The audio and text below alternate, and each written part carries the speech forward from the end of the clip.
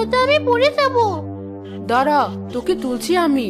কিন্তু আমি ওকে এত কষ্ট করে তুলতে যাব কেন? ও বেঁচে থাকলে আমারই তো ক্ষতি, মরে গেলেই লাভ। এ কি মা, আপনি আমার হাত ছেড়ে দিচ্ছেন কেন? অনেক অত্যাচার সহ্য করেছি তোর, আর না। মা! পড়েছে কুয়োর ভেতর, এখন কুয়োটা ঢেকে রাখতে হবে, কেউ যেন টের না পায়।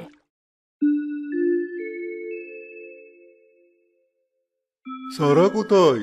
আজ সারাদিন দেখলাম না। সকাল হতেই দেখি ওর ঘরে সব গয়নাগাটি হাওয়া। সারা গ্রাম তন্ন তন্ন করেও ওকে কোথাও খুঁজে পায়নি। বিয়ের কথা শুনে পালিয়েছে বোধহয়। কি বলছো এসব? ও তো এই ধরনের মেয়ে নয়। আমার কথা বিশ্বাস না হলে তুমি নিজের চোখেই দেখে এসো। হায় হায়, তুমি যা বলেছ সবই তো দেখছি সত্যি। তোর পছন্দের কেউ আছে আমাকে বললেই পারতি। এভাবে আমাদের না বলে কোথায় চলে গেলি? তুমি মন খারাপ করো না। যে মেয়ে আমাদের মুখে চুনকালি মেরে পালিয়ে গেছে, তাকে নিয়ে তো ভাবার কি আছে? আমাদের তো আরো একটা মেয়ে আছে, এখন ওকে নিয়ে ভাবো। ঠিক বলেছ। আর শোনো, বাতাসে গাছের ডালপালা পড়ে আমাদের কুয়োটা বন্ধ হয়ে গেছে। পাশের বাড়ির কুয়ো থেকে কদিন পানি আনতে হবে। ঠিক আছে। মা, বাবা, হেমা, কেউ আমাকে বাঁচাও। আমি আর পারছি না। তুমি আমার হাত এভাবে ছেড়ে দিতে পারলে? আমি কাউকে ছাড়বো না। হেমা, তোকে বলেছি না কুয়োটার কাছে না যেতে? আমি তো এমনি একটু দেখছিলাম কুয়োটার কি হলো। কেমন যেন একটা বাজে গন্ধ আসছে ভেতর থেকে। বলিস কি? কুয়োটা আরো ভালোভাবে ঢেকে রাখতে হবে। সর দেখি।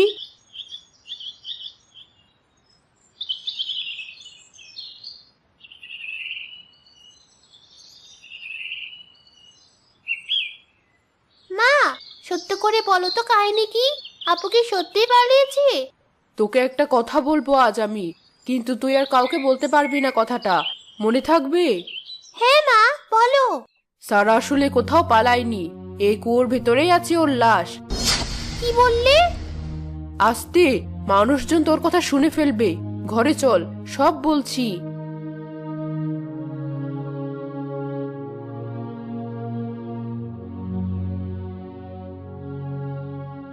কি বললি মা? কেউ জেনে ফেললে কি হবে? কেউ জানবে না, তুই তোর মুখ খুলবি না।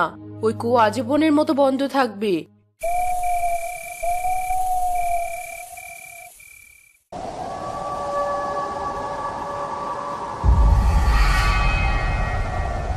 হেমা, আমার কাছে আয়। দেখ তোর জন্য কি নিয়ে এসেছি। এত রাতে আপু ডাকছে কেন আমায়? দেখি তো কি হলো। হেমা, তোর কাছে আয়। কো, তুমি ওখানে কি করছো? কুয়োর ভেতরে একটু উকি দিয়ে দেখ, আমি ওখানেই আছি।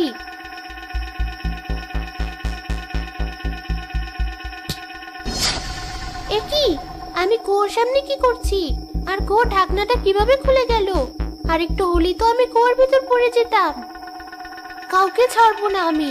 যেই কুয়োর সামনে আসবে তাদের সবাইকে মেরে ফেলবো। আপুর গলার আওয়াজ না? শব্দটা তো কুয়োর ভেতর থেকেই আসছে। আপু, তুই ছেড়ে দে আমাকে। আমার কোনো দোষ নেই, সব দোষ মায়ের। তোর খুশির জন্যই মা আমাকে মেরেছে। আজ তোকেও ছাড়বো না আমি।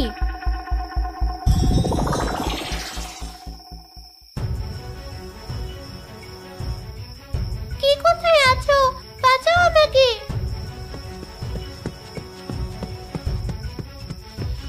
কি হয়েছে আমা? তুই একা একা কুয়াশারে দাঁড়িয়ে চিৎকার করছিস কেন? আমি একা না, এই দেখো কুয়োর ভেতর থেকে সারা আপু আমার হাত ধরে টানছে। এসব কি বলছিস হেমা? তোর আশেপাশে তো কেউ নেই।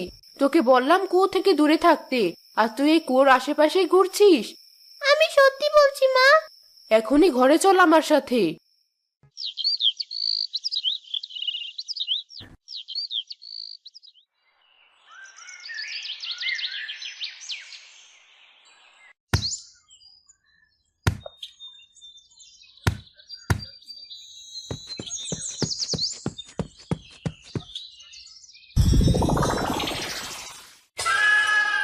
আমার ছেলেকে কেউ বাঁচাও, কুয়োতে পড়ে গেছে ও।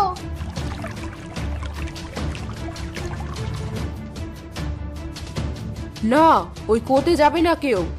এসব কি বলছো তুমি? আপনার মাথা খারাপ? একটা ছেলে কত পড়ে গেছে আর আপনি এসব বলছেন? সরুন, বের করতে দিন ওকে। এই তুই যা, ভেতর থেকে ছেলেটাকে উঠিয়ে আন।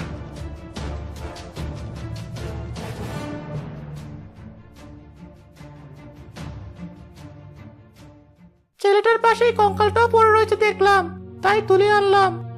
এই কাপড় তো আমার মেয়ের গায়েও ছিল, তার মানে সারা পালায়নি। ও এতদিন এই কুয়াতেই ছিল আর আমি কিছু টের পাইনি। বাবা, কঙ্কালটির ভিতর থেকে কথা শোনা যাচ্ছে। বাবা, মা আমাকে কুয়োতে ধাক্কা দিয়ে মেরে ফেলেছি। অনেকদিন না খেয়ে থাকার পরে কুয়োর ভেতরেই মারা গেছি আমি। মাকে তো আমি আপন করে নিয়েছিলাম, তবুও মা আমার সাথে এমন কেন করলো? তুই আমাকে ক্ষমা করে দে।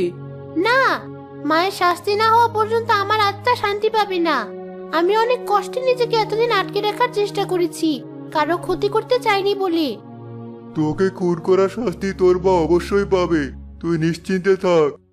পুলিশ হেমার মাকে ধরে নিয়ে গেল আর হেমার আত্মা অবশেষে মুক্তি পেল।